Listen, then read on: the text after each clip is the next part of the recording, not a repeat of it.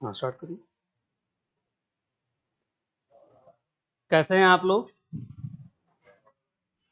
हम लोग आज से स्टार्ट कर रहे हैं सी सैट।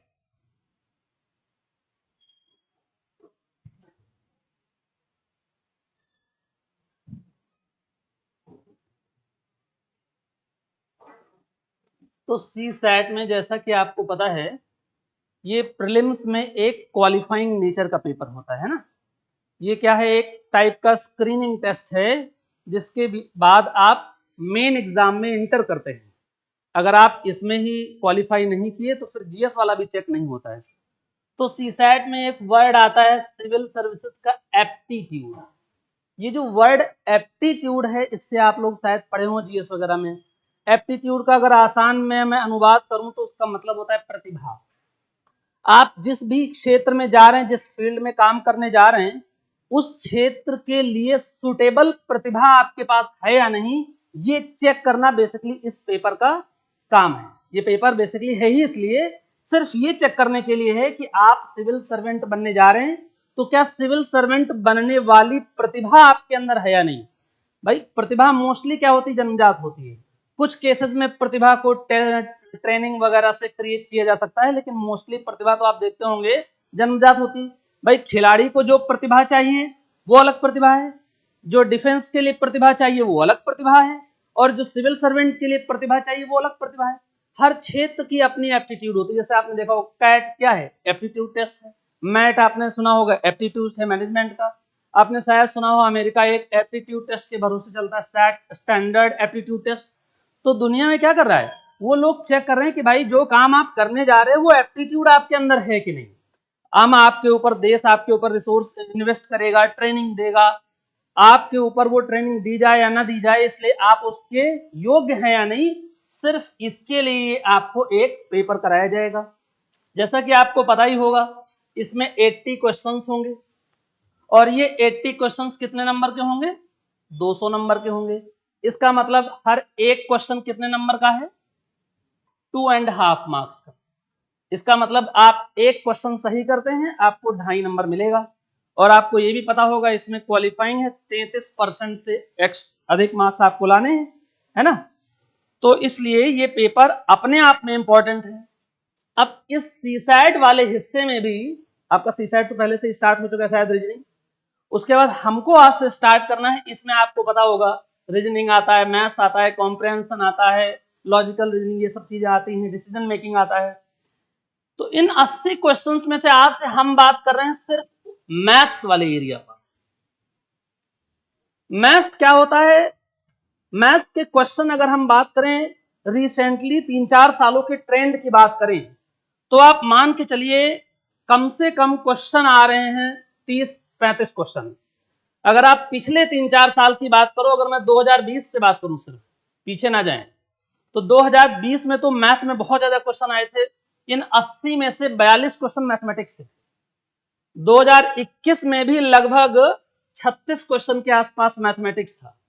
2022 में भी लगभग 38 क्वेश्चन थे। 23 में तो और ही था, भरमार थी एकदम, मैथ ही था, 43 क्वेश्चन, 43 क्वेश्चन था। और अभी जो रिसेंटली 24 में पेपर हुआ है, उसमें भी लगभग 30 से प्लस क्वेश्चन मैथ के। अगर हम इन आउट ऑफ 80 क्वेश्चन में सिर्फ मैथमेटिक्स के इंपॉर्टेंस को ध्यान दें, तो रीसेंट ईयर्स में इसका इंपॉर्टेंस और बढ़ गया।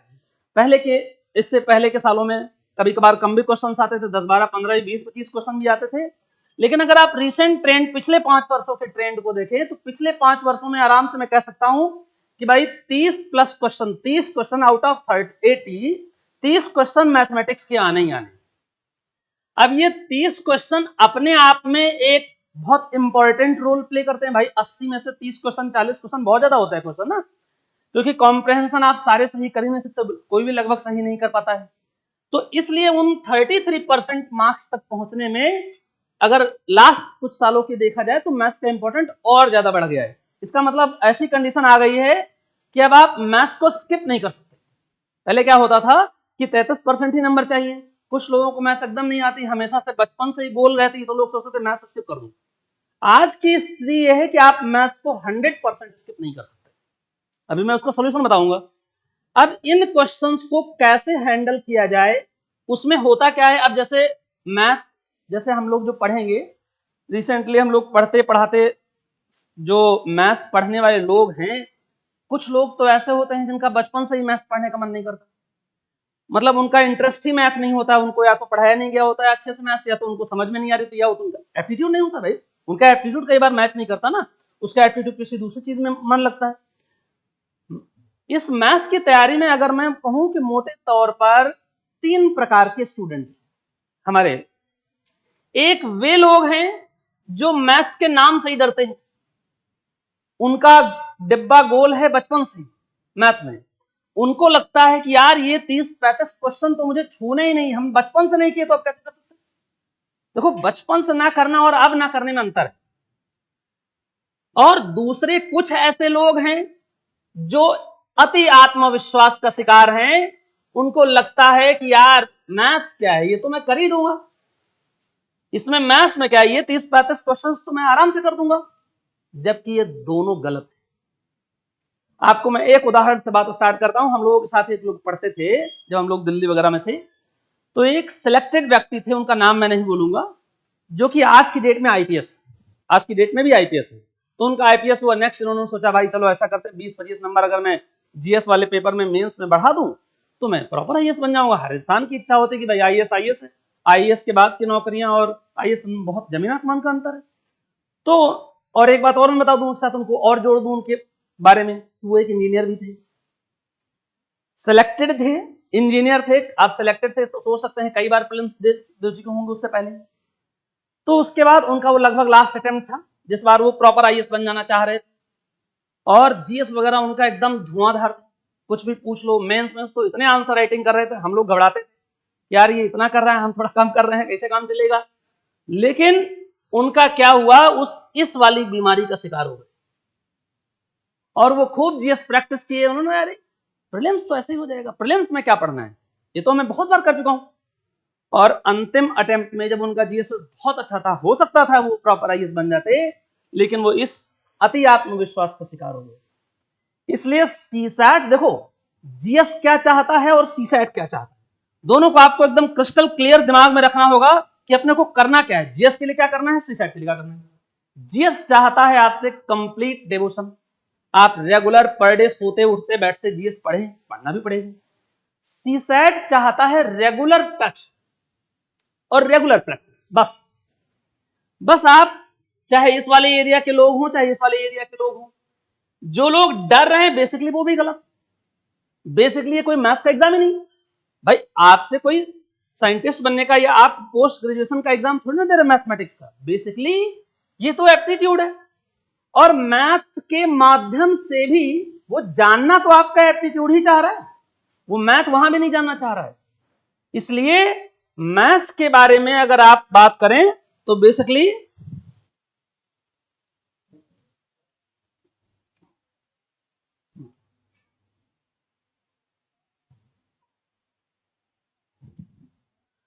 कुछ लोग कमेंट में कह रहे हैं पीसीएस का भी बता दीजिएगा, तो पीसीएस के बारे में बात करेंगे। अभी जब हम मैथ्स के सिलेबस पे आएंगे तो दोनों में थोड़ा सा हम डिफरेंशिएट करेंगे कि भाई यूपीएससी और पीसीएस में क्या अंतर है। वैसे कोई बहुत खास अंतर नहीं, 2-3 चैप्टर्स का अंतर है और थोड़ा स्टैंडर्ड का अंतर है ना। अभी मैं पीसीएस को लेकर के भी बात करूंगा।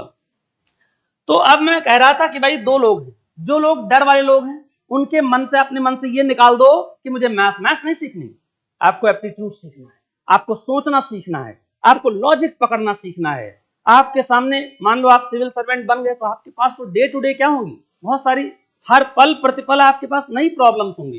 तो आपके मन में आपका ब्रेन इस तरीके से काम करे कि आपका दिमाग प्रॉब्लम सॉल्विंग नेचर का हो जाए, तो इसलिए एप्टीट्यूड चेक किया जाएगा। मतलब इनमें दोनों ही लोगों को डरना नहीं, इनको भी इससे हमें बचना है। जिसको भी मैथ्स बैकग्राउंड या इंजीनियरिंग बैकग्राउंड का स्टूडेंट है उसको अति आत्मविश्वास नहीं, हाँ बस उसको रेगुलर टच में रहना है, प्रीवियस ईयर के पेपर्स को ध्यान में रखना है कि भाई कैसे क्वेश्चन पूछे जा रहे हैं, और रेगुलर इंटरवल वीकली कम से कम 1-2 दिन तो आप पढ़ते ही रहे, सीसैट को आराम से क्वालिफाई कर जाएंगे। जो ये लोग हैं उनको भी बस क्या करना है, इन दोनों के बीच का रास्ता है सही रणनीति। देखो सही रणनीति, बार बार आप शब्द सुनते होंगे, सही रणनीति से काम करो। सही रणनीति का बेसिक अर्थ होता है बेटा कि हम कम से कम एनर्जी इन्वेस्ट करके अपना आउटपुट पा लें। आउटपुट क्या है? क्वालिफाइंग पेपर है, मुझे क्वालिफाई करना है, टॉप नहीं करना है। ये बात हमेशा बिल्कुल क्लियर होनी चाहिए कि मुझे इस पेपर में अगर मैं टॉप भी कर दूंगा तो कोई फायदा नहीं, इसलिए टॉप करना भी नहीं।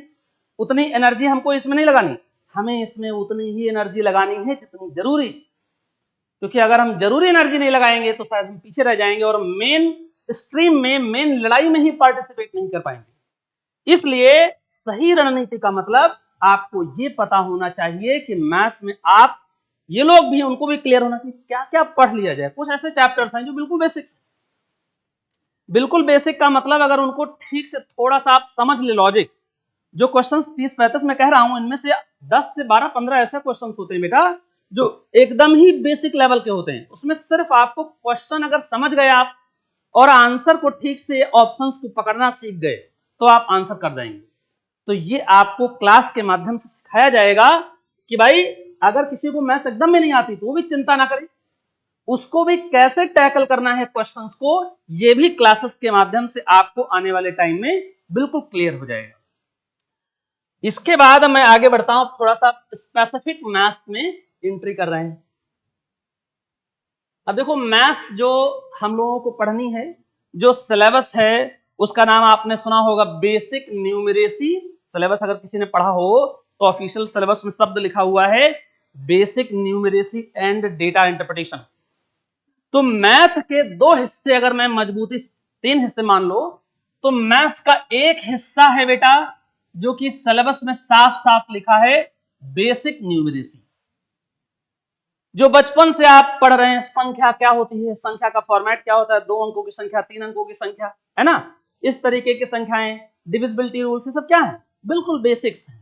बेसिक न्यूमरेसी में आप कह सकते हैं जो सबसे इंपॉर्टेंट चैप्टर है वो है नंबर सिस्टम। अब नंबर्स के बारे में तो आप बचपन से क्लास 3rd से पढ़ना स्टार्ट कर दिए होंगे, इवन नंबर, ऑड नंबर। अब उन्हीं चीजों का एप्लीकेशन परीक्षा के नजरिए से कैसे कर दिया जाए, प्राइम नंबर आपने हमेशा पढ़ा होगा। नंबर सिस्टम अगर चैप्टर की ही मैं बात करूं, अभी मैं इसको स्टार्ट भी करूंगा आज से ही, तो नंबर सिस्टम चैप्टर आपके सिलेबस का सबसे इंपॉर्टेंट चैप्टर। इधर अगर 1-2 सालों में देखा जाए तो यूपीएससी में एक चैप्टर बहुत इंपॉर्टेंटली आया है, वो है परमुटेशन कॉम्बिनेशन। वो शायद जिन लोगों ने 10th तक ही मैथ्स पढ़ी होगी, नहीं पढ़ी होगी, वो पहली बार क्लास 11th में चैप्टर आता है। सिलेबस में लिखा हुआ है क्लास 10th तक की मैथ्स आप लोगों ने सुना होगा। इधर पिछले 2-3 सालों के पेपर को देखते हुए उस एक खास चैप्टर के नजरिए से मुझे थोड़ा अलग से पढ़ना पड़ेगा और वो चैप्टर बहुत ही डिटेल में आपको पढ़ाया जाएगा, परमुटेशन कॉम्बिनेशन। लेकिन अगर बेसिकली देखो, उस मतलब परमुटेशन कॉम्बिनेशन में इसलिए कर रहा हूं कि पिछले साल तो उसके लगभग 10 से अधिक क्वेश्चन उसी चैप्टर के। भाई मैथ्स में 35-40 क्वेश्चन आ रहा है, उसमें से 10 क्वेश्चन एक चैप्टर से आ जाए तो आप समझ सकते हैं। तो इसलिए उसको थोड़ा इंपॉर्टेंस हम देंगे। और उसके अलावा जो इधर हम बेसिक न्यूमरेसी की बात कर रहे हैं, तो बेसिक न्यूमरेसी में इसमें कुछ लोग पूछ रहे हैं अप्रॉक्स कितनी क्लासेस होंगी। तो आप मान के चलिए मैथ्स में 25 क्लासेस में हम लोग सिलेबस कंप्लीट कर लेंगे, यूपीएससी और यूपीपीसीएस दोनों का मिला के। उसमें वो चैप्टर्स भी होंगे जो यूपीएससी के सिलेबस में नहीं, जैसे ज्योमेट्री है या कुछ उधर के चैप्टर्स हैं, मेंसुरेशन को खास करके, तो वो चैप्टर्स यूपीएससी में नहीं आते हैं बट वो पीसीएस में आते हैं। वो चैप्टर भी लगभग उन्हीं क्लास में कंप्लीट हो जाएंगे। नंबर सिस्टम के बाद आपने एक वर्ड सुना होगा एचसीएफ एलसीएम, है ना। इसी तरीके से आपने रेशियो के बारे में सुना होगा, है ना, सिंपल इंटरेस्ट, इस तरीके के। तो ये सब क्या है, परसेंटेज आपने सुना होगा। ये सब कैसे चैप्टर्स हैं, बेसिक न्यूमरेसी। अब जरा इसको थोड़ा सा मुझे डिवीजन दूसरा भी करना पड़ेगा। इसको मैं कह सकता हूं एक तरीके से, क्योंकि एप्टीट्यूड है, मेंटल एबिलिटी, तो आप कह सकते हैं इसको जनरल मेंटल एबिलिटी टाइप के भी कुछ चैप्टर्स होंगे। मेंटल एबिलिटी, तो मेंटल एबिलिटी में जैसे कि आपने पढ़ा होगा ट्रेन से रिलेटेड क्वेश्चन, जैसे आपने पढ़ा होगा पार्टनरशिप से रिलेटेड क्वेश्चन, कई लोग मिलकर के किसी काम को कर रहे हैं। जैसे आपने एक चैप्टर पढ़ा होगा मिक्सचर, वेरी इंपॉर्टेंट चैप्टर है, और मिक्सचर का ऐसा कॉन्सेप्ट है जो कई चैप्टर्स में काम आएगा, रेशियो प्रोपोर्शन में भी काम आएगा, सिंपल इंटरेस्ट में भी काम आ जाएगा, टाइम एंड वर्क में भी काम आ जाएगा, स्पीड, डिस्टेंस, टाइम। तो ये सब चैप्टर्स जो हैं ये थोड़े मेंटल एबिलिटी टाइप के होंगे। मेंटल एबिलिटी का बेसिक मतलब है थोड़ा आपको लॉजिक पकड़ के काम करना पड़ेगा। प्रश्न का लॉजिक क्या है, जैसे एक तरीका होता है मैथ्स में, हमको फॉर्मूला बताया गया और उस फॉर्मूले पे हमने कर डाला, तो इधर वाले काम तो आपको मैं सिस्टम बताए जाएंगे, उस पर सीधे सीधे क्वेश्चन हो जाएंगे। इन चैप्टर्स में यहां पर जो क्वेश्चंस आएंगे उसमें आपको लॉजिक पर फोकस करना होगा, प्रश्न कहना क्या चाह रहा है ये ज्यादा इंपॉर्टेंट होगा, बाकी प्रश्न आसान होगा। जिस दिन आप ये समझना सीख गए कि क्वेश्चन पूछना क्या चाह रहा है, उस दिन इधर के चैप्टर्स आसान हो गए। और तीसरा जो है वही डेटा इंटरप्रिटेशन। डेटा में यूपीएससी की अगर बात की जाए तो पिछले 1-2 सालों से डेटा इंटरप्रिटेशन के क्वेश्चंस कम आ रहे हैं, 1-2 सालों से, लेकिन आज के 2-3-4 साल पहले डेटा इंटरप्रिटेशन के क्वेश्चंस खूब आते थे। तो इसलिए इधर 1-2 सालों में नहीं आए हैं इसका मतलब हम इसको नेगलेक्ट नहीं कर सकते, वो दोबारा फिर भी पूछे जा सकते हैं, इसलिए ये भी काफी इंपॉर्टेंट होगा। तो कहने का मतलब है कि ओवरऑल सिलेबस के मैथ्स को हम 2-3 हिस्सों में बांटेंगे, और वो हिस्सा हम इस तरीके से बांटेंगे जिससे कि आपके समझने के नजरिए से आप बेसिक्स से स्टैंडर्ड लेवल पर जाएंगे। जब आप धीरे धीरे देखो, मैथ्स में क्या है, अगर आपने देखा होगा कि भाई जिसकी बचपन से मैथ अच्छी है उसकी हमेशा मैथ अच्छी रहती है, और जिसको बचपन से ही मैथ्स नहीं समझ में आई उसको लगता है कभी मैथ्स नहीं समझ में आएगी, उसने क्लास 10th में भी मैथ्स उसको नहीं समझ आई होगी। क्योंकि दिक्कत कहाँ है, क्योंकि ये सब चीजें कोरिलेट हो रही हैं। भाई जो आपने फर्स्ट में पढ़ा वो सेकंड में उसका अगला स्टेप है, उसके अगले क्लास में अगला स्टेप है। आपने पहले स्टेप को अगर ध्यान नहीं दिया तो अगला स्टेप कभी नहीं समझ आएगा। तो इसलिए चीजें बेसिक टू स्टैंडर्ड, सारी चीजें कोरिलेटेड है। तो आपको सिलेबस को भी हम 2-3 हिस्सों में डिवाइड करके इस तरीके से पढ़ाने की कोशिश करेंगे कि आप बेसिक्स से एकदम कोरिलेट कर पाए अपने सिलेबस को, और मैं उन सिलेबस में जब भी चैप्टर्स को स्टार्ट करेंगे और खत्म करेंगे आपको एग्जाम पॉइंट ऑफ व्यू से कनेक्ट कराएंगे। ध्यान रखना, कोरिलेशन ये जो वर्ड है ना बहुत इंपॉर्टेंट है। आप क्या पढ़ रहे हो, अगर आपने एग्जाम से कोरिलेट ही नहीं किया तो आप जो भी पढ़ रहे हो वो सब बेकार है। आप मेहनत कर रहे हैं, उस मेहनत का आउटपुट क्या है। मेहनत में ये नहीं इंपॉर्टेंट है कि आपने टाइम कितना दिया, ये बिल्कुल भी आपने कैलकुलेट नहीं किया जाएगा कि भाई आपने कितना घंटा पढ़ा। मेन इंपॉर्टेंट है कि आपने उस 1 घंटा भी अगर पढ़ाई की तो उससे आउटपुट कितना निकाला, क्या आपने एग्जाम पॉइंट ऑफ व्यू से, आपने सिलेबस के पॉइंट ऑफ व्यू से कितना आगे बढ़े या नहीं बढ़े। तो इसलिए इस चीज को मुझे ध्यान में रखना होगा। इस पूरे सिलेबस को हम 2-3 हिस्सों में डिवाइड करेंगे। अब हम आते हैं इसका जो सबसे, मैंने कहा बेसिक्स से बिल्कुल स्टार्ट करने वाला हूं, और बेसिक्स में भी जो सबसे इंपॉर्टेंट चैप्टर है उसका नाम है नंबर सिस्टम। अब नंबर सिस्टम इसलिए भी इंपॉर्टेंट है क्योंकि आप बचपन से पढ़ा रहे हैं। नंबर सिस्टम आपका पहला चैप्टर। अगर हम सिर्फ नंबर सिस्टम की बेटा बात कर लें, और जैसा कि मैंने अभी ओवरऑल मैथमेटिक्स के 2-4-5 सालों के क्वेश्चंस की बात की, अगर मैं सिर्फ नंबर सिस्टम के 2-4-5 सालों के क्वेश्चन कैसे आए की बात करूं तो 2020 वाला पेपर आया था उसमें तो 10 क्वेश्चन थे नंबर सिस्टम के, सिर्फ नंबर सिस्टम के, जिसमें 40 क्वेश्चन मैंने भी लिखा था, उसमें 10 क्वेश्चन आए थे। आप मान के चलिए 5 क्वेश्चन प्लस माइनस एक आध तो हो सकता है, लेकिन नंबर सिस्टम एक बेसिक न्यूमेरेसी का ऐसा चैप्टर है जिससे आप कह सकते हैं कि 5 क्वेश्चन आएंगे, 5 क्वेश्चन आराम से आएंगे। नंबर सिस्टम में चीजों को हमें बिल्कुल बेसिक्स से समझना होगा, और जो क्वेश्चन भी आएगा वो भी बड़ा बेसिक नजरिए का होगा। अभी मैं आपको क्वेश्चंस बताऊंगा भी तो उसमें आपको मैं ये भी बताऊंगा कि क्वेश्चन आ कैसे रहा है।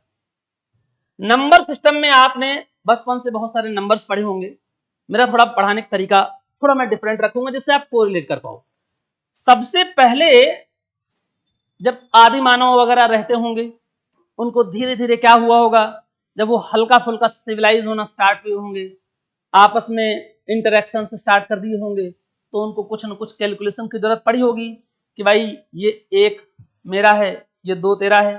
तो धीरे धीरे उन्होंने वो 1 डंडा खींचा होगा, 2 डंडा खींचा होगा, धीरे धीरे कुछ न कुछ नंबर्स।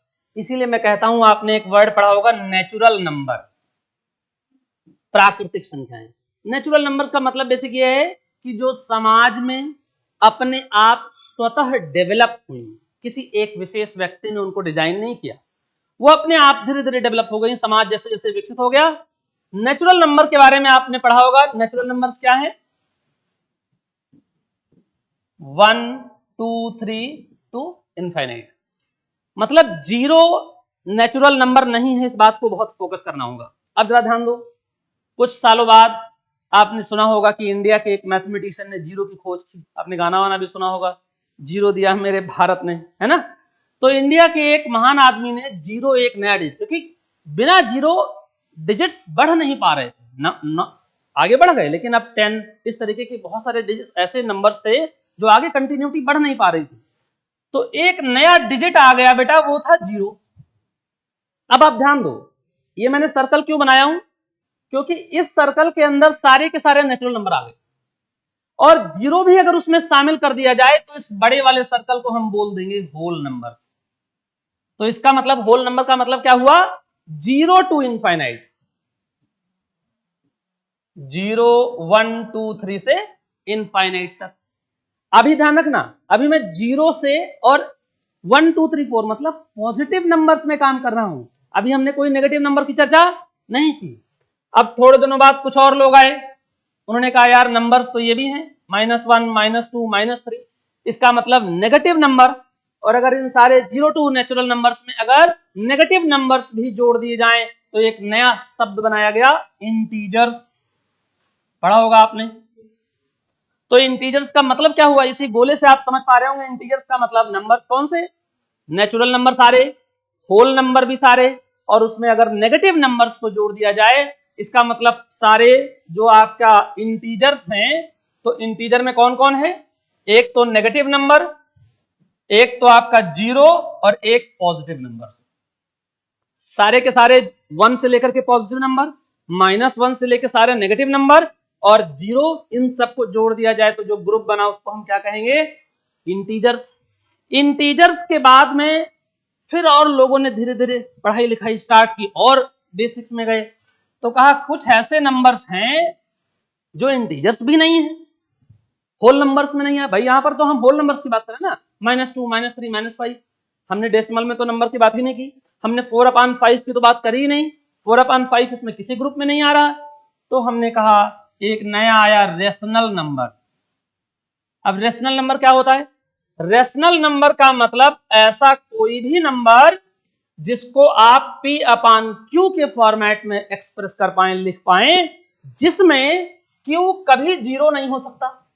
इस बात को बहुत इंपॉर्टेंट ध्यान देना, क्योंकि छोटी छोटी बातों पर जितना फोकस करोगे आप अपनी कंपटीशन के क्वेश्चंस को समझ लो, टारगेट कर रहे हो। क्वेश्चंस में भी गलतियां हमेशा छोटी छोटी होंगी, आपको मैं समझाऊंगा। ये जो वर्ड मैंने लिखा Q does not equal to zero, इसका मतलब है डिनोमिनेटर में जीरो नहीं हो सकता। अच्छा, डिवीजन का मतलब क्या होता है, जैसे हमारे पास एक मार्कर है, इसको मैं 2 टुकड़े में डिवाइड कर दूं, इसका मतलब है डिवाइडेड बाय 2। अगर इसको मैं 10 टुकड़ों में डिवाइड कर दूं, छोटे छोटे टुकड़े काट दूं, अगर मैं आपसे बोलूं इस मार्कर को 0 टुकड़ों में डिवाइड करूं, भाई डिवाइड का मतलब क्या है कि नंबर ऑफ पार्ट्स में उसको तोड़ना। जीरो में हम ये डिसाइड ही नहीं, जीरो की अपने आप में आपने पढ़ा होगा, जीरो की अपने आप में इंडिविजुअल कोई वैल्यू नहीं, जीरो नंबर्स के साथ कनेक्ट होकर के एक नया नंबर क्रिएट करता है, तब उसकी वैल्यू है, लेकिन इंडिविजुअल जीरो की अपने आप में कोई वैल्यू नहीं। तो इसलिए आप कह सकते हैं कि भाई जीरो हमें ये नहीं पता कि कितने पार्ट्स में करें, क्योंकि उसकी कोई वैल्यू ही नहीं है, तो हम पार्ट्स में कैसे करें, इसलिए हम जीरो से किसी भी नंबर को डिवाइड नहीं कर सकते। और जिस चीज को हम ना कर सकते हो उसका आंसर क्या है, मैथमेटिक्स में या आपने सुना होगा दुनिया में, जिसके बारे में हमको कुछ ना पता हो तो उसका आंसर क्या होता है, ईश्वर, है कि नहीं।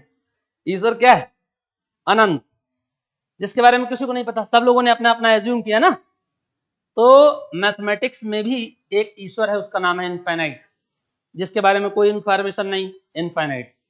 आपसे एक क्वेश्चन पूछा जाए, ये क्वेश्चन यूपीएस मतलब पीसीएस में शायद पूछा गया कि 2 पैरेलल लाइंस कहां मिलेंगी, तो किसी को पता ही नहीं था। तो जो चीज ना पता हो उसका आंसर इनफाइनाइट। तो बात समझ रहे हैं। तो रेशनल नंबर का मतलब ऐसा हर एक नंबर जिसको हम P/Q के फॉर्मेट में, फ्रैक्शन के फॉर्मेट में लिख सकते हो। अब उसके बाद थोड़ा और भी डेवलप हुआ, कहा गया यार ऐसे भी बहुत सारे नंबर्स हैं जिनको हम 3/4 4/5 ऐसे नहीं लिख सकते हैं। तो उन नंबर्स को क्या कहा गया, इरेशनल नंबर। और इरेशनल नंबर को अगर जोड़ दिया जाए तो जो ग्रुप बना उसको कहते हैं रियल नंबर।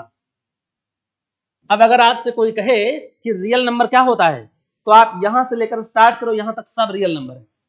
इसका मतलब क्या हुआ, आप ऐसे असर्शन रीजनिंग के भी क्वेश्चंस कई बार आ जाते हैं।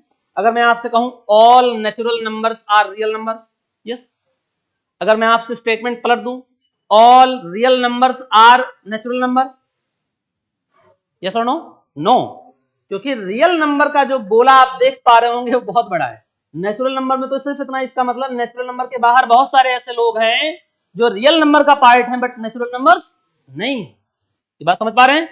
तो इसलिए रियल नंबर, और फिर थोड़ा और डेवलपमेंट जब बढ़ा तो रियल नंबर के बाहर भी आए कुछ नंबर्स, इमेजिनरी नंबर्स। जब आप लोग एस्ट्रोनॉमी इस तरीके के जो बड़े बड़े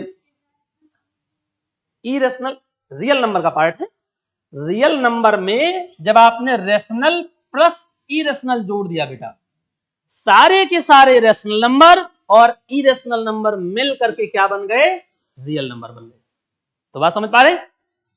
और रियल नंबर में अगर इसके साथ इमेजिनरी नंबर्स को जोड़ दिया जाए तो एक टोटल जो ग्रुप बनेगा उसका नाम होगा बेटा कॉम्प्लेक्स नंबर। आप कह सकते हैं कि दुनिया में जितने भी नंबर्स हैं, अभी मैं नंबर्स की बात शुरुआत कर रहा था, तो नंबर्स कहीं ना कहीं इस गोले में आ जाएंगे, सारे नंबर्स। अब वो चाहे इमेजिनरी हो। अब इमेजिनरी क्या होता है? इमेजिनरी का मतलब हुआ कि ऐसा कोई भी नंबर जिसकी रियल वैल्यू ना पता हो। जैसे अगर एग्जांपल में आपसे मैं कहूं स्क्वायर रूट -4, अब स्क्वायर रूट 4 होता तब तो आप कर सकते थे, लेकिन स्क्वायर रूट के अंदर अगर नेगेटिव नंबर आ गया तब आप स्क्वायर रूट फाइंड नहीं कर सकते, क्योंकि स्क्वायर रूट तो पॉजिटिव नंबर का ही हो सकता है। ऐसा क्यों? ऐसा क्यों बताओ? मैं ये क्यों कह रहा हूं कि स्क्वायर रूट सिर्फ पॉजिटिव नंबर्स का हो सकता है? हर चीज में देखो रीजन समझो। अगर आप हर चीज का कारण जान गए बेटा तो आपको आगे कोई भी बात समझने में समस्या नहीं होगी, किसी भी सब्जेक्ट में, मैथ्स में तो खासकर। जहां भी मैं अगर आपको एक सेंटेंस बोलूं और आपको ये बात ना पता हो कि आखिर ये क्यों, आप तुरंत क्रॉस करिए, पूछिए। तो माइनस, अब जैसे आपको मैं रीजन बताता हूं, आपने भाई 2 का स्क्वायर किया, आंसर आया 4। अगर आपने बेटा -2 का स्क्वायर किया तो भी आंसर आया 4। इसका मतलब कोई भी नंबर दुनिया का हो, चाहे वो पॉजिटिव हो चाहे वो नेगेटिव हो, जब आप उसका स्क्वायर करेंगे तो माइनस माइनस मल्टीप्लाई होकर के प्लस बन जाएंगे और पॉजिटिव आ जाएगा। इसका मतलब जब किसी नंबर का स्क्वायर नेगेटिव हो ही नहीं सकता तो फिर स्क्वायर रूट नेगेटिव कैसे आएगा? भाई स्क्वायर रूट क्या है? इस 4 का ही स्क्वायर रूट क्या है? 2। इसी 4 का स्क्वायर रूट क्या है? -2, है ना? इसलिए किसी भी नेगेटिव नंबर का स्क्वायर रूट नहीं निकाला जा सकता, क्योंकि नेगेटिव नंबर का भी स्क्वायर पॉजिटिव हो जाता है। तो इसमें जब नंबर्स आते हैं, इसमें अगर आपने किसी 11th वगैरह में मैथ्स पढ़ी होगी तो एक वर्ड आयोटा आया होगा इमेजिनरी नंबर्स को एक्सप्रेस करने का। वैसे ये आपके सिलेबस से बाहर हो जाएगा, लेकिन आपको सिर्फ एक जानकारी के लिए पता होना चाहिए कि कैसे इसको एक्सप्रेस करते हैं। जैसे इसको मैं कर दूं, इसको -1 अलग कर लो और 4 अलग कर लो, ऐसा कर सकते हैं क्या? भाई 4 से -1 को मल्टीप्लाई करेंगे -4, तो ये जो 4 था इसका स्क्वायर रूट तो हो गया 2, और स्क्वायर रूट -1 को हम एक आई, स्मॉल आई से रिप्रेजेंट करते हैं, जिसको आयोटा बोलते हैं। ये जो माइनस स्क्वायर रूट 4 था, ये क्या था? इमेजिनरी नंबर था, और इमेजिनरी नंबर को मैं इस फॉर्मेट में लिखता हूं। ये सिर्फ जानकारी के लिए आपको पता होना चाहिए। तो यहां पर हम सिर्फ क्या डिस्कस किया? Types of number. क्या यहां तक किसी भी प्रकार के नंबर्स में किसी को कोई कष्ट? आगे बढ़े। इसके अलावा भी कुछ 1-2 टाइप आपने शायद पढ़े हों, जैसे कि नंबर्स के बारे में थोड़ा सा और डिटेल करता हूं। जैसा एक आपने पढ़ा होगा इवन नंबर। तो इवन का मतलब क्या हुआ? ऐसा कोई भी नंबर, सम संख्या है ना, जो 2 से डिविजिबल हो जाए, है ना, जो 2 से डिविजिबल हो जाएगा वो इवन होगा, जो 2 से नहीं डिविजिबल होगा उसको क्या कहते हैं?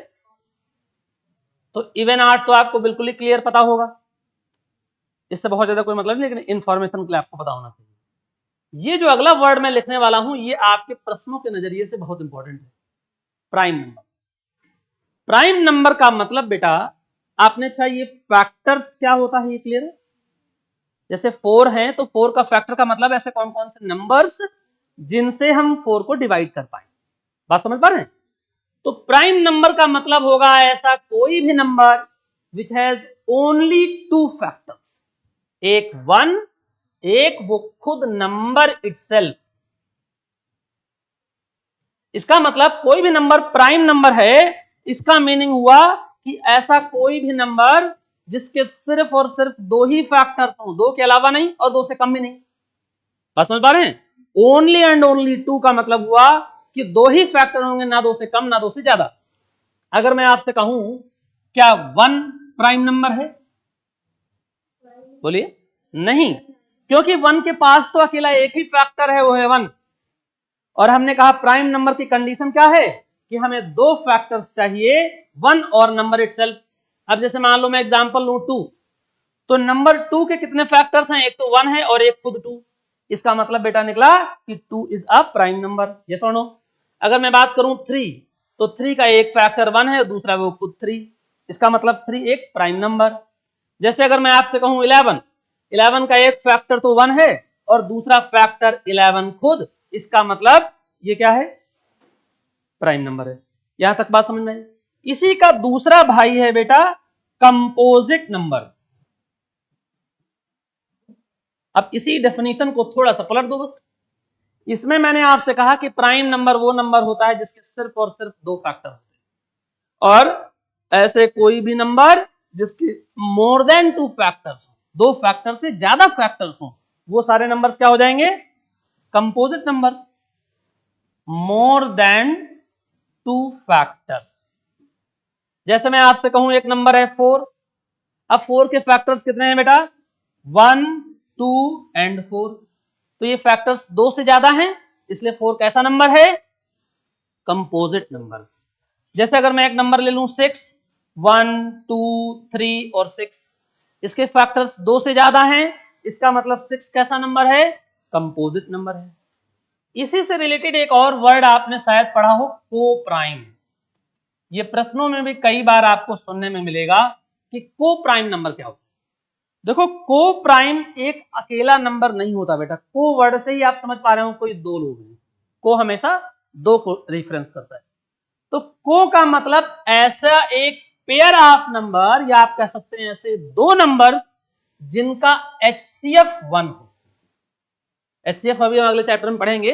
HCF का मतलब होता है common factor, highest common factor. जैसे अगर मैं आपसे कहूं एक नंबर है 5 और एक नंबर 11, आप बताइए 5 और 11 में ऐसा कोई नंबर फैक्टर मैक्सिमम क्या हो सकता है? 1।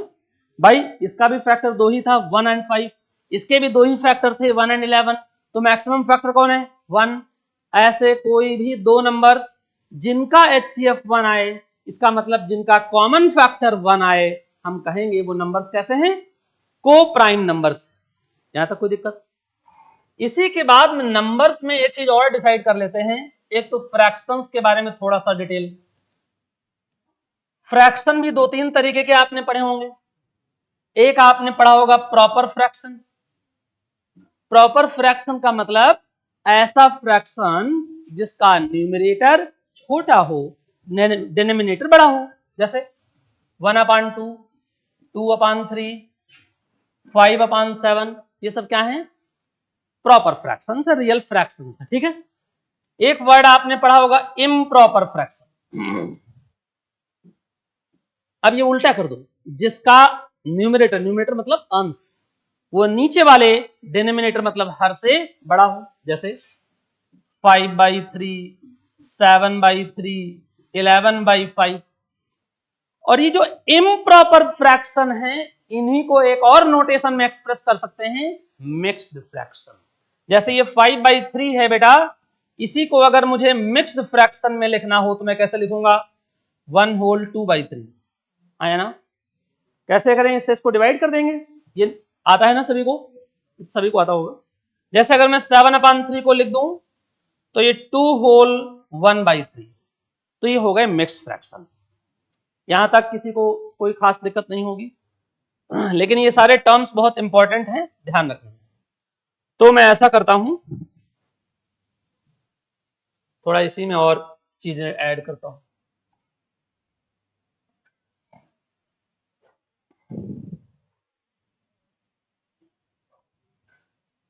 इसी नंबर्स में बेटा एक वर्ड आपने पढ़ा होगा, डेसिमल। इसको जान लो, बहुत इंपॉर्टेंट है और इससे रिलेटेड क्वेश्चन भी एग्जाम में पूछा जाएगा। डेसिमल बेटा बेसिकली 3 तरीके का होता है। एक डेसिमल होता है जैसे कि आपने डिवाइड किया किसी नंबर को किसी नंबर से, भाई डेसिमल आएगा कब? जब आपके पास कोई फ्रैक्शन वैल्यू होंगी, उनको आप न्यूमरेटर को डिनोमिनेटर से डिवाइड करोगे तो एक आपका डेसिमल वैल्यू आएगा। तो इसको आपने पढ़ा होगा शायद टर्मिनेटिंग डेसिमल। तो टर्मिनेटिंग डेसिमल का मतलब हुआ ऐसे फ्रैक्शंस जो एग्जैक्टली डिविजिबल हो जाएं। फॉर एग्जांपल आपने 11 को 2 से डिवाइड किया, आंसर आया 5.5। इसका मतलब इतना करते ही आपका डिवीजन क्या हो गया? कंप्लीट, खत्म हो गया। उसके बाद कोई रिमाइंडर नहीं बचा, डिवाइड खत्म। जैसे अगर मान लो आप 25 डिवाइडेड बाई 2 कर दो, आप कहेंगे 12.5। तो ये क्या है? कंप्लीटली डिविजिबल हो गया, कोई रिमाइंडर नहीं बचा। तो ऐसे डेसिमल नंबर्स को बोलते हैं बेटा हम टर्मिनेटिंग डेसिमल। इसका मतलब ऐसे नंबर्स जो एग्जैक्टली टर्मिनेट हो जाएं, पार्ट्स में डिवाइड हो जाएं, खत्म हो जाए डिवीजन। बात समझ पा रहे हैं? एक दूसरा ग्रुप होता है नॉन टर्मिनेटिंग।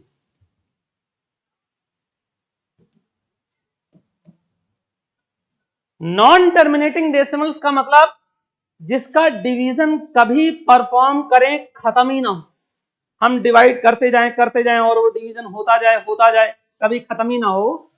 जैसे आप किसी को कर रहे हैं डिवाइड, आंसर आया 1.66666।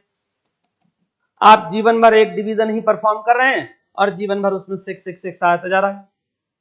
या आप ऐसे कर रहे हैं 1.6789 ऐसा कुछ आता जा रहा है। तो ये नंबर्स हैं नॉन टर्मिनेटिंग। इसका मतलब वो डिवीजन कभी परफॉर्म नहीं हुआ, कंप्लीट आंसर कभी नहीं देगा। इसमें भी आपने अगर ध्यान दिया हो तो मैंने 2 तरीके के लिखे।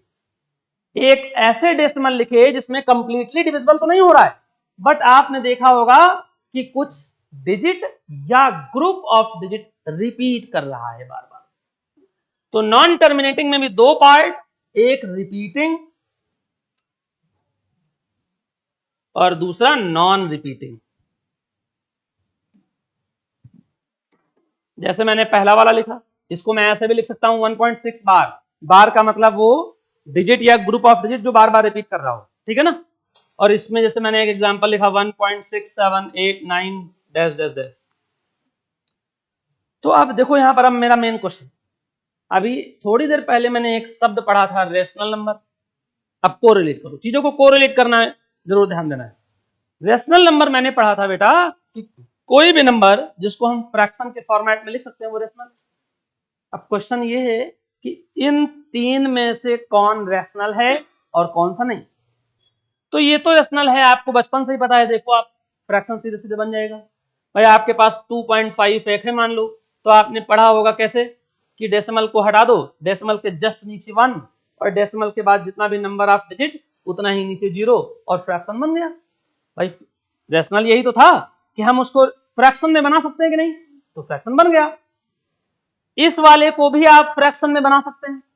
इसको बनाना मैं अभी मैं समझाऊंगा। ये क्वेश्चन आया है, यूपीएससी में भी पूछा गया और पीसीएस में भी एक आध बार पूछा जा चुका है।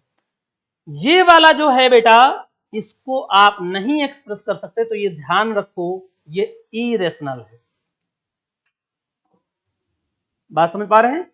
ये आप फ्रैक्शन में कन्वर्ट नहीं कर सकते। अब हम बात करते हैं इसकी, जो ये रिपीटिंग है इसको कैसे किया जाए, क्योंकि इस पे क्वेश्चन भी आया है, अभी मैं आपको दिखाऊंगा। ये पिछले सालों में पूछा भी गया। फॉर एग्जाम्पल आपने यही एग्जाम्पल ले लिया 1.6 बार। इसको फ्रैक्शन में कन्वर्ट करना, ये बहुत ध्यान से कुछ स्टेप समझ लो। सबसे पहले मान लो जो नंबर लिखा है उसको मैंने एक कोई भी वेरिएबल एक्स अज्यूम कर लिया। अब आप सबसे पहले ये देखो पॉइंट नंबर 1, क्या आपका डेसिमल रिपीटिंग पेयर से जस्ट पहले, मतलब जहां से डिजिट्स रिपीट होना स्टार्ट कर रहे हैं, क्या आपका डेसिमल उससे जस्ट पहले है? देखिए बताओ। यस भाई, यहां से 6 रिपीट करना स्टार्ट कर रहा है, उसके जस्ट पहले आपका डेसिमल लगा हुआ है, तो ठीक है। दूसरी चीज, अब आप देखो कि कितने डिजिट्स रिपीट कर रहे हैं, तो आपने कहा 1। जितना नंबर ऑफ डिजिट रिपीट कर रहा हो उतना ही 1 के आगे 0 लगा करके मल्टीप्लाई कर दो इस होल इक्वेशन को। अब हमने कहा 1 0, इसका मतलब 1 के आगे 1 0 दैट इज 10।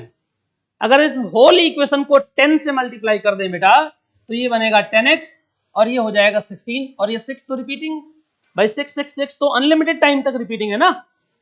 ये बन गई इक्वेशन नंबर सेकंड। अब आप क्या करो, सेकंड इक्वेशन से फर्स्ट इक्वेशन को माइनस कर दो, सब्ट्रैक्ट कर दो। तो अब आप 10x से 1x को माइनस करोगे क्या बनेगा 9x, इससे इसको माइनस करोगे तो आ जाएगा 15, ये सर नो, और x की वैल्यू आ गई बेटा 15/9। इसका मतलब ये निकला कि जो आपके non terminating but repeating decimals थे वो फ्रैक्शन में कन्वर्ट हो सकते और इसीलिए ये कैसे हैं रैशनल नंबर। अच्छा एक और एग्जांपल लेते हैं 1.275। अब यहां पर मैं इन सारों को नहीं सिर्फ 75 को रिपीटिंग कर रहा हूं, बात समझ पा रहे हैं।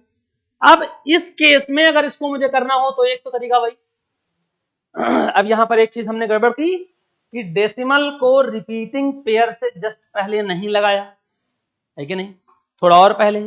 एक ये वाला 2 जो है वो रिपीट नहीं हो रहा है, रिपीट कौन हो रहा है सिर्फ 7 और 5।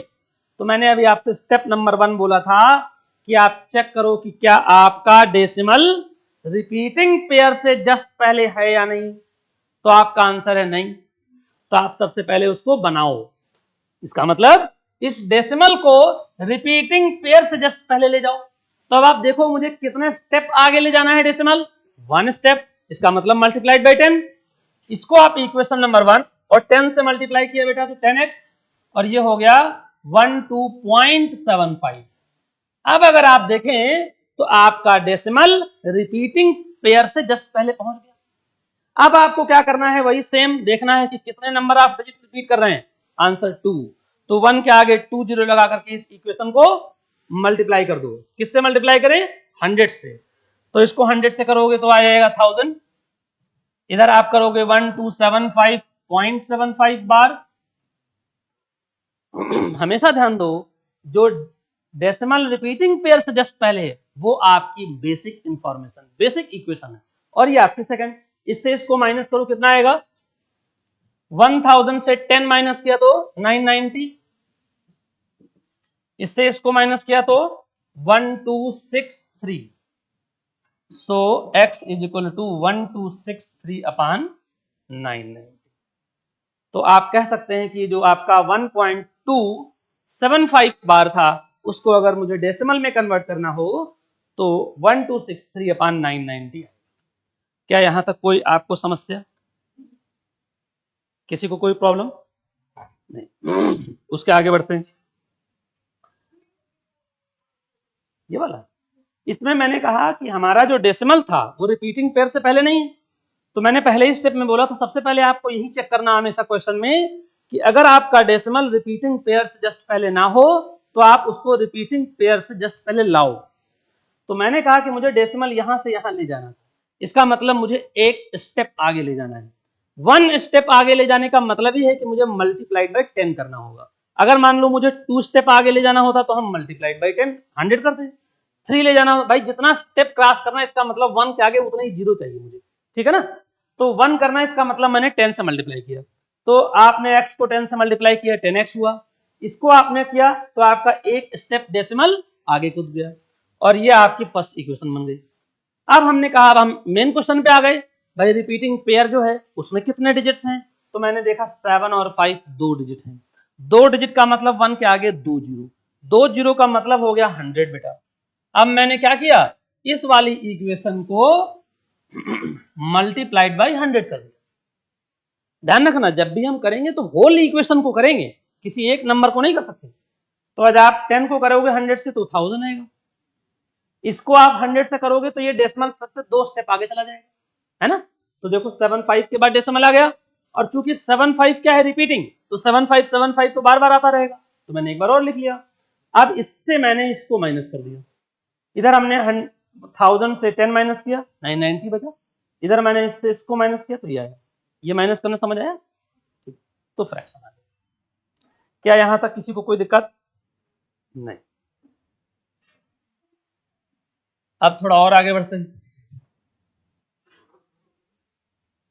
तो अभी तक मैंने एक तरीके से नंबर्स को डिफाइन कर दिया कि कितने तरीके के नंबर्स हैं, है ना।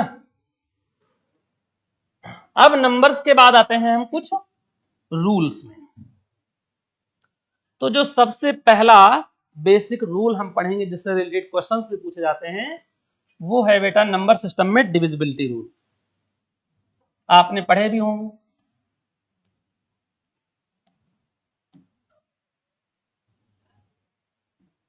डिविजिबिलिटी रूल्स में इसका मतलब है बेटा कि कुछ ऐसे नंबर्स के हम कुछ ऐसे फॉर्मेट्स पता कर लें जिससे कि मुझे डिवाइड ना करना पड़े, बिना डिवाइड किए ही ये बात पता चल जाए कि ये नंबर इस खास नंबर से डिवाइड होगा या नहीं। तो इसमें आते हैं हम सबसे पहले 2 पर। अब कोई भी नंबर, कितना भी बड़ा नंबर क्यों ना हो, 2 डिजिट, 3 डिजिट, 10 डिजिट, कितना भी बड़ा हो, वो नंबर 2 से डिवाइड होगा या नहीं, इसका पता लगाने के लिए आपको सिर्फ एक चीज चेक करना है कि उसका लास्ट डिजिट क्या है। क्या देखना है मुझे? Last digit. और लास्ट डिजिट कौन कौन से होने चाहिए? या तो 0 हो, या तो 2 हो, या 4 हो, या 6, या फिर 8। इसका मतलब अगर हमारा कितना भी बड़ा क्यों नंबर ना हो, हमने सिर्फ क्या देखा? उसका लास्ट वाला डिजिट। अगर लास्ट डिजिट बेटा इनमें से कोई है, इसका मतलब उस नंबर को मुझे डिवाइड करने की जरूरत नहीं, मुझे देख के ही बता देना है कि ये नंबर डिविजिबल बाई 2 है। जैसे मान लो मैं एग्जांपल लिखता हूं 24498। अब आप बताओ ये नंबर डिविजिबल बाई 2 है ना? तो मैंने सिर्फ क्या देखा? लास्ट वाला डिजिट। लास्ट वाला डिजिट इस ग्रुप में आ रहा है, इसका मतलब ये डिविजिबल बाई 2 है। नेक्स्ट पे आते हैं 3। 3 का डिविजिबिलिटी रूल है बेटा सम ऑफ डिजिट्स। मतलब जो नंबर है उसके डिजिट्स का सम डिविजिबल बाई 3 होना चाहिए। जैसे मान लो मैं एग्जांपल यही ले लूं 2498। तो सबसे पहले आप क्या करो कि जो नंबर आप जिसको आपको चेक करना है कि ये 3 से डिवाइड हो रहा है नहीं, उसके डिजिट्स का सम कर लो। तो जैसे ये 2 है, प्लस 4, प्लस 9, प्लस 8, तो ये आपका हो गया 6 और 9 15, 15 और 8 23। क्या 23 3 की टेबल में आता है? तो हम कहेंगे this number is not divisible by. तो 3 की डिविजिबिलिटी चेक करना क्लियर हुआ कि कोई भी नंबर हो उसके जो डिजिट्स हैं उनको ऐड कर दो और उनका जो सम आए वो देख लो कि 3 की टेबल में आया कि नहीं। अगर वो आया तो होल नंबर डिविजिबल होगा, अदरवाइज नहीं। 4 का मतलब होता है जो भी नंबर है उसके लास्ट 2 डिजिट देखो। अगर किसी नंबर के आखिरी के 2 अंक 4 से डिवाइड हो रहे हैं, इसका मतलब वो होल नंबर होगा। जैसे मैं एक बड़ा सा नंबर लिखता हूं 2468544। अब इतना बड़ा नंबर 4 से डिवाइड करना थोड़ा बड़ा कैलकुलेशन हो जाएगा। मुझे क्या कहा रूल ने कि भाई आप लास्ट वाले केवल 2 डिजिट देख लो। लास्ट वाले 2 डिजिट जो भी हो, आप सिर्फ ये देख लो कि लास्ट वाला ये 2 डिजिट वाला जो नंबर बन रहा है क्या ये नंबर 2 से डिविजिबल है। और अगर ये है इसका मतलब वो होल नंबर कंप्लीटली 4 से डिविजिबल होगा ही होगा। तो 4 है, 44 है कि नहीं? 4 से 11 टाइम, इसका मतलब ये whole number is divisible by 4 है। अगला है आपका 5। 5 तो आपको पता ही होगा, 5 में लास्ट डिजिट होना चाहिए कौन? 0 या फिर 5। इसका मतलब 5 से डिवाइड होने के लिए कितना भी बड़ा नंबर उसका आखिरी वाला डिजिट होना चाहिए या तो 0 या तो 5। 0 है तो भी 5 से डिविजिबल, 5 है तो भी 5 से डिविजिबल। 5 के बाद 6 में ये 2 और 3 ये दोनों डिविजिबिलिटी आप अप्लाई कर लो। भाई 2 की डिविजिबिलिटी मैंने अप्लाई कर ली कि उसका आखिरी वाला डिजिट 0 2 4 6 8 होना चाहिए, और 3 की डिविजिबिलिटी मैंने अप्लाई कर ली कि उनका सम ऑफ डिजिट्स 3 से डिविजिबल होना चाहिए। इसका मतलब 2 + 3 ये अगर दोनों डिविजिबिलिटी अप्लाई हो रही है, इसका मतलब वो नंबर 6 से 7 से डिविजिबिलिटी आप लोगों को थोड़ा कठिन लगती होगी, लेकिन है नहीं कठिन। देखो 7 की डिविजिबिलिटी मैक्सिमम बुक्स में तो होती ही नहीं, लेकिन मैं आपको बता देता हूं इधर पिछले 1 आध साल में 7 की डिविजिबिलिटी क्वेश्चन आ गया। वो बेसिकली डिविजिबिलिटी से नहीं, इसमें एक नंबर मान लो मैं एग्जांपल ले रहा हूं 1332। ठीक, जब भी किसी नंबर को 7 से डिवाइड करना हो, आपको चेक करना हो कि डिविजिबल है या नहीं, तो आप सबसे पहले ये जिसका यूनिट डिजिट है लास्ट वाला, इसको 2 गुना कर दो, मल्टीप्लाइड बाई 2 कर दो। अब आपने 2 को अगर मल्टीप्लाइड बाई 2 किया तो कितना हो गया, इस 4 को और ये रिमेनिंग नंबर को माइनस कर लो। बात समझ रहे हैं? जो सब्ट्रैक्शन आया आप देखो क्या वो सब्ट्रैक्शन 7 की टेबल में आ रहा है। मान लो अभी भी आपने कहा यार ये तो बहुत बड़ा नंबर है, 129 आया ना, ये भी अभी नहीं, मान लो टेबल नहीं आ रहा है, फिर से वही प्रोसेस, तो ये 7 की टेबल में नहीं आएगा, क्योंकि ये आप अगर 2 टाइम करोगे तो फिर ये बड़ा हो जाएगा, है ना, माइनस में आएगा, इसका मतलब एग्जैक्टली 7 से डिविजिबल नहीं है। देखो प्रोसेस क्या है, मैंने यूनिट डिजिट को 2 से मल्टीप्लाई किया, जो आंसर आया उसको बाकी बचे हुए नंबर से माइनस कर दिया, उसका जो आंसर आया वो चेक कर लिया कि 7 से डिविजिबल है या नहीं। आप इस प्रोसेस को एक से ज्यादा बार भी कर सकते हो। जैसे मान लो बड़ा नंबर है, आपने एक बार 2 से मल्टीप्लाई करके माइनस किया, फिर बड़ा नंबर आया, फिर से आप वही काम करो, उसका यूनिट डिजिट 2 से मल्टीप्लाई करके माइनस कर लो, 1-2 बार कर लो। वैसे इतना करने से अच्छा 7 से डिवाइड ही ना करने, है ना, वो तो सिर्फ बताने के लिए मैंने बता दिया। चलो छोड़ो। 8 की डिविजिबिलिटी है बेटा 4 की, जैसे 4 वाला क्या था 4 की डिविजिबिलिटी मैंने पढ़ी लास्ट के 2 डिजिट, तो बस 8 में कर दो लास्ट के 3 डिजिट। कोई भी नंबर हो अगर उसके आखिरी 3 digits, last 3 digits divisible by 8 हैं तो होल नंबर डिविजिबल बाई 8 होगा। 9 वाली डिविजिबिलिटी 3 से रिलेट कर लो। 3 की डिविजिबिलिटी क्या थी कि जब सम ऑफ डिजिट्स, अंकों का योगफल अगर 3 से डिवाइड हो रहा था तो नंबर डिवाइड हो रहा था। यहां पर वही सेम कर दो कि सम ऑफ डिजिट्स जो है वो डिविजिबल बाई 9 होना चाहिए।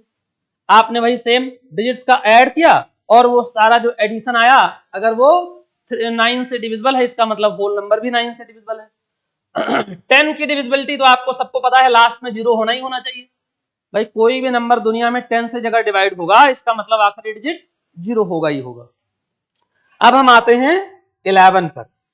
11 की डिविजिबिलिटी क्या है?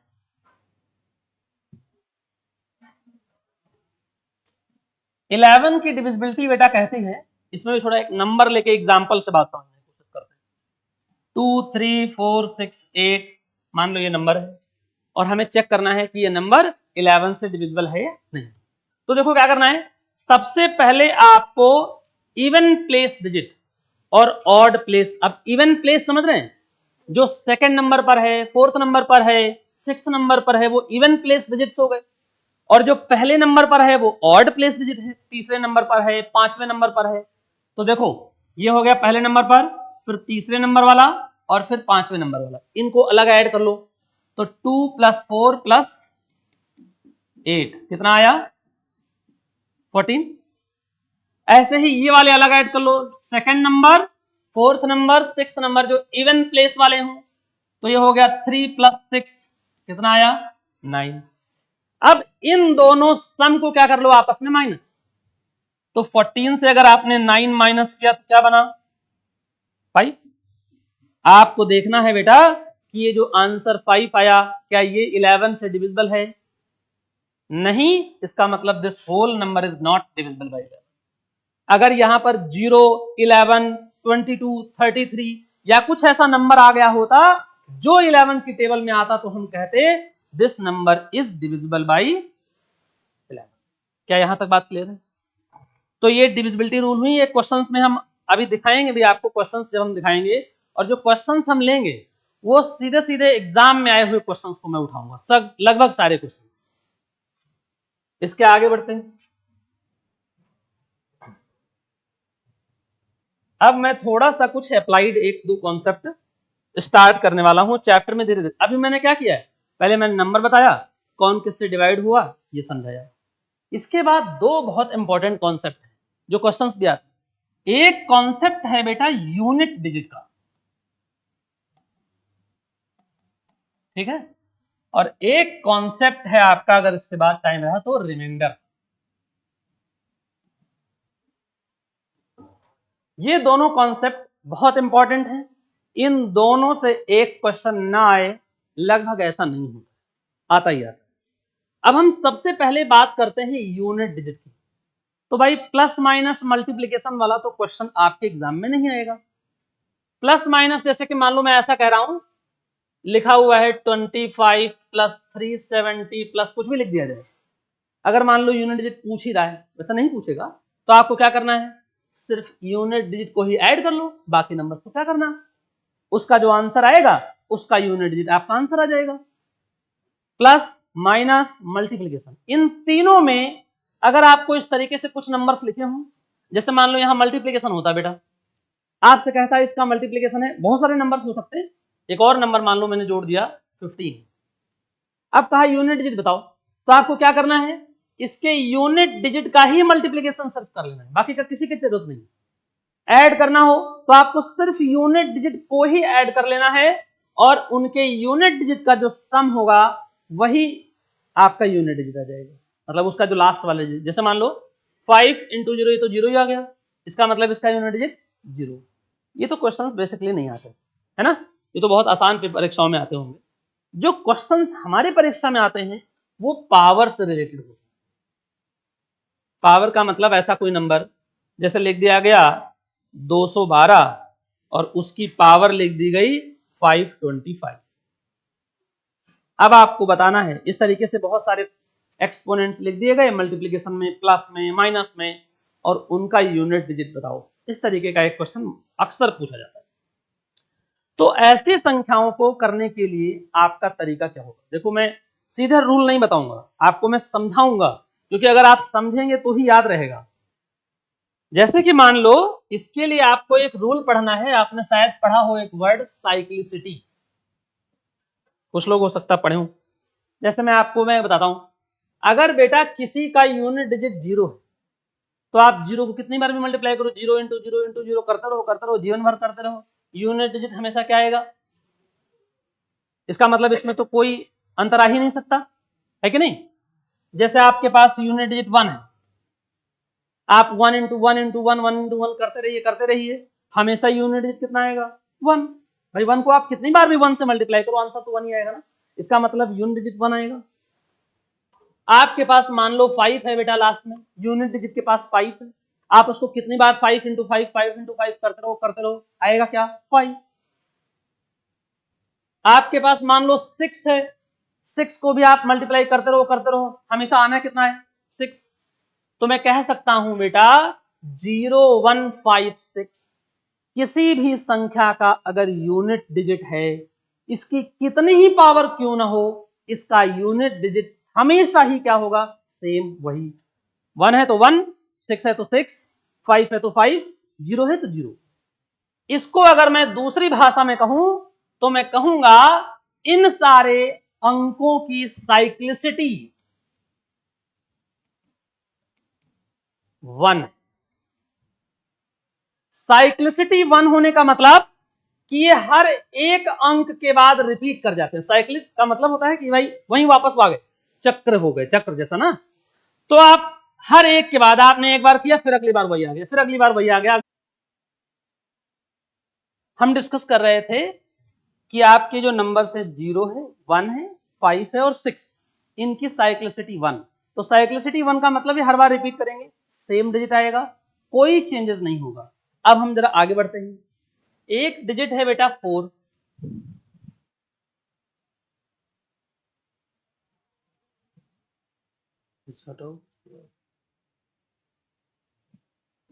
एक डिजिट है आपके पास 4 और एक डिजिट है 9, 4 एंड 9। अब आप जरा देखो, 4 की पावर अगर मैं 1 कर लूं बेटा, आंसर कितना, 4। 4 की पावर 2 कर लो तो 4 4 जा 16, तो आंसर कितना, 6। यूनिट डिजिट की बात हो रही है ना। 4 की पावर अगर मैं 3 कर लूं तो फिर 4 6 जा 24, यूनिट डिजिट कितना, 4। 4 की पावर अगर आप 4 कर लो, फिर से यूनिट डिजिट कितना, 6। यहां पर एक पैटर्न फॉलो हो रहा है। पैटर्न ये है कि अगर 4 की पावर ऑड नंबर में है तो यूनिट डिजिट हमेशा 4 आ रहा है। देखो 1 में, 3 में, 5 में हमेशा 4 आएगा। 4 की पावर अगर इवन नंबर्स में है तो हमेशा यूनिट डिजिट 6 आ रहा है। तो बस 4 के केस में आपको दो चीजें ध्यान रखनी है कि भाई अगर पावर ऑड नंबर में है या फिर पावर इवन नंबर में है। तो अगर 4 की पावर में कोई भी ऑड नंबर हो, यूनिट डिजिट हमेशा क्या आएगा? 4। बस इतना याद रखना है। 4 की पावर कोई भी इवन नंबर हो, यूनिट डिजिट कितना आएगा? 6। क्लियर? ऐसा ही कुछ व्यवहार 9 भी करता है, दिखाता हूं। 9 की पावर 1 किया, आंसर आया 9। 9 की पावर 2 किया तो आंसर हुआ 81, मतलब लास्ट डिजिट क्या है? 1। 9 की पावर आपने 3 किया तो फिर से 9। 9 की पावर आपने 4 किया तो लास्ट में फिर से 1, 9 9 81।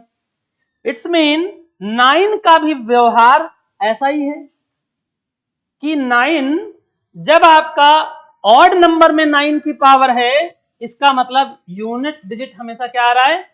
9। और अगर इवन नंबर में पावर आ रहा है तो यूनिट डिजिट हमेशा क्या है? 1। तो इस 4 और 9 की अगर आपसे साइक्लिसिटी कोई पूछे तो आप कहेंगे 2, क्योंकि हर एक के बाद दो नंबर्स के बाद रिपीटिशन।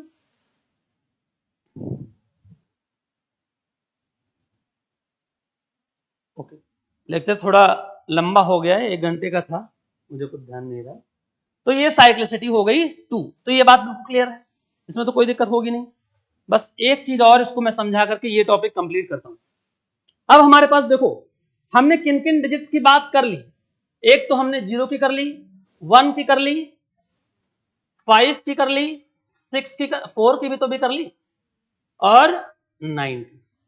इतने डिजिट्स की साइक्लिसिटी हमने पढ़ ली, जिसमें से 0, 1, 5, 6 की साइक्लिसिटी 1, हर बार वही सेम रहेंगे, कोई चेंजेस नहीं आएगा। 4 और 6 में मैंने साइक्लिसिटी 2 के बारे में पढ़ लिया कि भाई अगर उसकी इवन नंबर में है तो और ऑड नंबर में है, ये दो बात। अब हमारे पास बचे कौन? एक बचा 2, एक बचा आपका 3, फिर बचा आपका 7 और 8। इनकी जो नंबर है जरा इनको देखो। अगर 2 की पावर 1 है, क्या आया? 2। 2 की पावर 2 आया 4। 2 की पावर 3 कितना हुआ? 8। 2 की पावर 4 कितना हुआ? 16। 2 की पावर 5 कितना हुआ? 32। 2 की पावर 6 कितना हुआ? 64। 2 की पावर 7 कितना हुआ? 128। 2 टू द पावर 8 कितना हुआ? 256। अब आप इसका पैटर्न फॉलो को देखिए भाई। 1 था, 2 आया, 4 आया, 8 और फिर 6। अब आप देखो सेम पैटर्न, 2 आया, 2 था, 4 आया, फिर 4 के बाद यहां 4 आया, 8, यहां भी 8, यहां 6, यहां 6। इसका मतलब आपने देखा कि 4 नंबर्स के बाद सेम पैटर्न रिपीटेशन। ऐसे ही आप 9 के आगे करोगे, फिर से 2 से स्टार्ट करोगे। इन चारों डिजिट्स में सेम पैटर्न फॉलो होगा। आप किसी भी नंबर को, कितना ही बड़ा नंबर क्यों हो, आप चेक कर लेंगे लिख के घर में। बात समझ में आ रहा है? इसका मतलब मैं कह सकता हूं इन चारों की जो साइक्लिसिटी है वो क्या है? 4। इसका मीनिंग ये हुआ कि कितना ही बड़ा नंबर क्यों हो, 4 के बाद वो रिपीटेशन हो जाएगा। बात समझ पा रहे हैं? तो इसकी साइक्लिसिटी 4 है। इससे रिलेटेड कुछ क्वेश्चंस हम लोग नेक्स्ट क्लास में करेंगे। आज हम लोगों ने इंट्रोडक्शन क्लास किया, जिसमें हमको पहली बात तो ये समझाया कि पढ़ना कैसे, धीरे धीरे आपको चैप्टर वाइज आपको समझाया गया आपको करना क्या है, किन लोगों को क्या करना है ना। और अभी इसकी रेगुलर क्लास थर्सडे से रेगुलर स्टार्ट हो जाएगी। ठीक है, थैंक यू। मैं उम्मीद करता हूं समझ आया होगा।